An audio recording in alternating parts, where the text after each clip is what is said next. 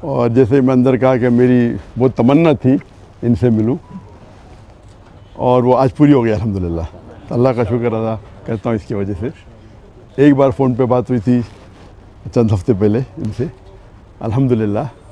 اور میں جانتا ہوں کہ جو بڑے عالم دین پاکستان کے ان میں سے ایک مولانا فضل الرحمان ہے ماشاءاللہ، اور ان سے ملاقات کی کافی تمنا تھی. اسی لیے میں نے کہا مستثنی صاحب سے کہ اگر میں کوئی ریلیجس شخص سے ملوں گا تو پہلے ان سے ملوں گا پاکستان میں.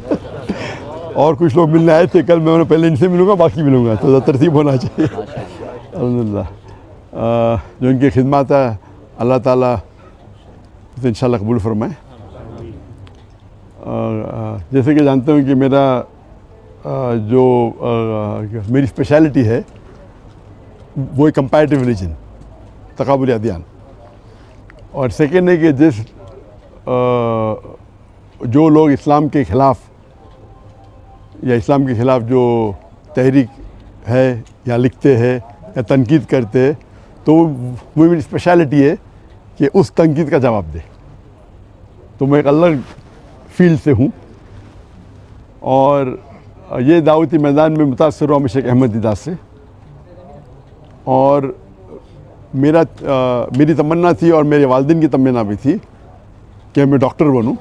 اور اس وقت میرے نزدیک سب سے بہترین جو پیشہ ہے وہ ڈاکٹر کا ہے، جو انسانیت کی خدمت کر سکتا.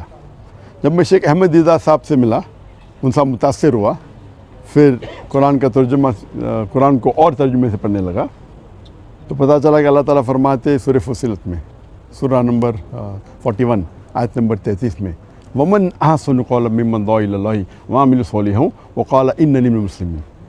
کون شخص بہتر ہے جو لوگوں کو بلاتا ہے، جو اللہ کی دعوت دیتا ہے اور کہتا ہے کہ میں مسلمان ہوں. اس سے ظاہر ہے کہ اللہ تعالیٰ کے نزدیک قرآن مجید میں سب سے بہترین پروفیشن، پیشہ ہے وہ داعی کا ہے. تو جب مجھے ایک اچھا پیشہ ملا جو ڈاکٹر سے بھی اچھا ہے، تو میں تبدیل ہوا doctor of a body to doctor of a civil. ایک طبیب سے جو بدن کا ڈاکٹر ہے، طبیب ہے، میں کنورٹ ہوا روح کے طبیب کے ساتھ. علم الابدان سے علم الادیان. الحمدللہ. اور جیسے کہ آپ لوگ جانتے ہوں گے کہ میرے زبان میں لکنت تھی، کہتے اسٹیمرنگ. اور جب بچپن میں کوئی مجھے پوچھتا تھا تمہارا نام کیا ہے، میں نام ذاکر ہے، یہ زبان میں لکنت تھی. اور ایک شخص اگر خواب میں سوچنا چاہتا ہے، کچھ بھی سوچ سکتا ہے، خواب ہوتا ہے. تو خواب میں یہ سوچ سکتا تھا کہ میں بڑا ڈاکٹر بنوں گا، لیکن کبھی خواب میں یہ نہیں سوچ سکتا تھا کہ میں 25 لوگ کے سامنے تقریر کروں گا، کیونکہ لکنت تھی زبان میں. اس کے بعد اللہ کی مدد آئی، شیخ دیدات سے ملاقات ہوئی، اور موسیٰ علیہ السلام کی جو دعا ہے سورہ طٰہٰ کی سورہ نمبر 20 آیت نمبر 25 سے 28 میں جو شروع میں کہا، اور وہ دعا جو ہے رب اشرح لی صدری ویسر لی امری واحلل عقدۃ من لسانی یفقہوا قولی. اور اکثر علماء اس کی ذکر کرتے ہیں، لیکن میرے لیے اور لاگو ہوتا ہے اس میں، کیونکہ ہم جانتے ہیں کہ موسیٰ علیہ السلام کو بھی زبان میں لکنت تھی جو عام علماء کی زبان میں نہیں ہے. اور اللہ سے دعا کرتے ہیں کہ صدر کو بڑا کرو، اور جو لوگوں کے بیچ میں جو درار ہے، جو بیریئر ہے، اسے نکال دے. اور زبان کا بیریئر بھی تو میرے ڈبل لاگو ہوتا ہے، کیونکہ میرے زبان میں لکنت ہے. اور اللہ کی مدد سے میں تقریر کرنا شروع کیا، اور اللہ کی فضل سے اللہ نے محبت ڈالی. جو تو میں ناچیز ہوں، میں جانتا ہوں کہ میرے سے زیادہ کروڑوں لوگ جو علم رکھتے اسلام کا اس کے بارے میں، لیکن اللہ نے محبت ڈالی لوگوں کے دل میں میرے لیے. تو یہ ھذا من فضل ربک. اور پاکستان میں ذرا زیادہ محبت ڈال دی اللہ نے. تو اسی لیے پاکستانی سے لگا ہوا ہے. اور ماشاءاللہ کئی پاکستان جب میں جاتا ہوں گلف کنٹری میں، چاہے سعودی عربیہ ہو یا دبئی ہو یا قطر ہو یا یو کے ہو یا امریکہ ہو، تو اکثر پاکستانیوں سے ملاقات ہوتی ہے. تو میرے فون کے لسٹ میں پاکستانی کی تعداد سب سے زیادہ ہے نیشنلٹی میں. حالانکہ پاکستان جو میں آیا تھا بہت پہلے آیا تھا 1991 میں، 33 سال بعد ابھی آیا. اور یہ پہلے بار انشاءاللہ جو امید ہے ایک تقریر کے سلسلے میں. اور اللہ تعالیٰ سے دعا کرتا ہوں کہ یہ محبت اور بڑھائے. اور میرا مشن ہمیشہ رہا کہ جو اللہ تعالیٰ فرماتے ہیں قرآن مجید میں سورہ عمران میں سورہ نمبر 3 آیت نمبر 103 میں وَاعْتَصِمُوا بِحَبْلِ اللَّهِ جَمِيعًا وَلَا تَفَرَّقُوا کہ اللہ کی رسی کو مضبوطی سے پکڑو اور آپس میں مت بٹو, آپس میں تفرقہ مت کرو.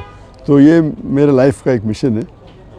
اور جو قرآن کی جو اہم آیت ہے جو میرے لیے ماسٹر کی ہے, ماسٹر کی دعوتی میدان میں, وہ سورہ عمران سورہ نمبر 3 آیت نمبر 64 میں اللہ تعالیٰ فرماتے قُلْ یا اہل کتاب, او اہل کتاب یہود و نصارہ تعالوا الی کلمۃ سواء بین بینکم, آؤ ہم اس بات کی طرف جو آپ اور ہمیں یکساں ہے. سب سے پہلی بات اللہ نعبد الا اللہ, کہ ہم اللہ کی عبادت کریں.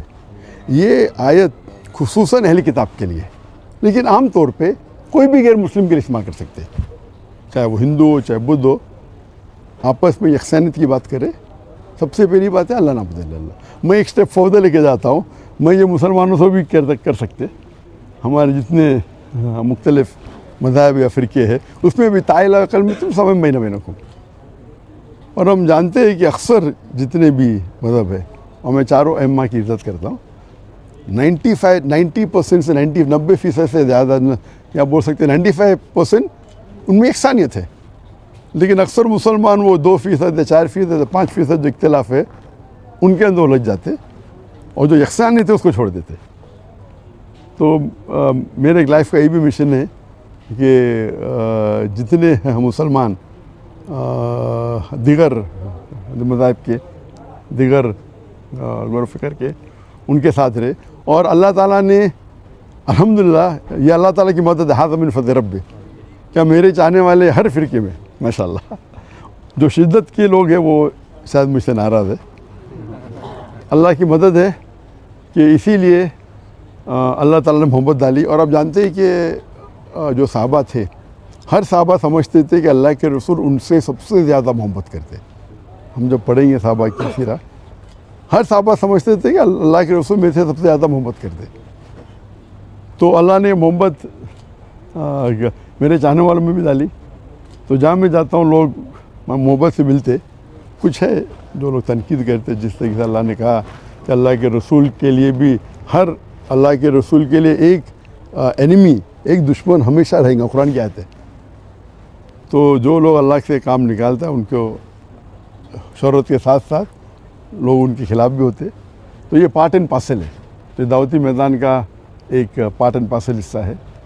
لیکن میں ہمیشہ چاہتا ہوں کہ لوگ قرآن اور اللہ اور اللہ کے رسول کی بات پہ یکساں ہو اور یونائٹ ہو. اس کے اوپر ایک میں نے تقریر کی تھی, دا یونٹی ان دا مسلم امہ, امت میں کیسا ایک یونٹی پیدا کرے. اور انشاءاللہ مجھے امید ہے کہ انشاءاللہ یہ پاکستان کا دورہ مفید ہوگا میرے لیے خصوصاً. اور اللہ سے دعا کرتا ہوں کہ جو بھی تھوڑی بہت میں تقریر کر لیتا ہوں اللہ اسے قبول فرمائے.